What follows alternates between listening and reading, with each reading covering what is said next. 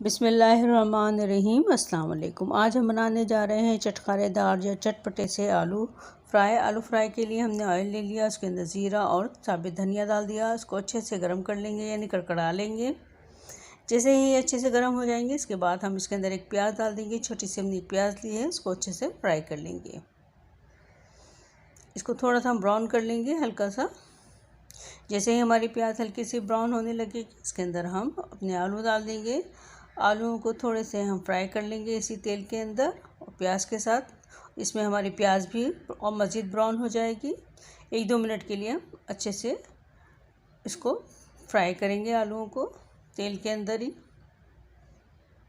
और साथ साथ हमारे जो प्याज भी ब्राउन होनी थी वो भी हो जाएगी साथ साथ। इसके बाद हम इसमें हरी मिर्चें डाल देंगे, उसको भी लेकर अच्छे से फ्राई करेंगे ताकि अच्छा सा अरोमा इसके अंदर आ जाए। अब ये जो मसाले हैं, कुटी हुई मिर्च है, धनिया है, अदरक लहसुन का पाउडर है, नमक है, इसके अंदर मिला देंगे और थोड़ा सा पानी डाल के मसाले को अच्छे से फ्राई कर लेंगे ताकि हमारा मसाला लगे नहीं। 3 से 4 चम्मच हम इसके अंदर पानी डाल के इसको अच्छे से मसाले को भून लेंगे। उसके बाद हम इसको कवर कर देंगे 2-3 मिनट के लिए ताकि हमारे आलू गल जाएं। ऑलमोस्ट हमारे आलू तकरीबन गल चुके हैं, हल्की सी कसर बाकी रह गई, इसको हम दम में गला लेंगे मज़ीद। और बहुत ही झटपट से ये आलू तैयार हो जाते हैं। जब आपको कोई सब्ज़ी समझ में ना आए तो ये सब्ज़ी आप बआसानी बना सकते हैं। अब इसके अंदर ये खटाई पाउडर डाल देगा। आपके पास खटाई पाउडर नहीं है तो इस स्टेज पर आप इसके अंदर नींबू का रस भी डाल सकते हैं।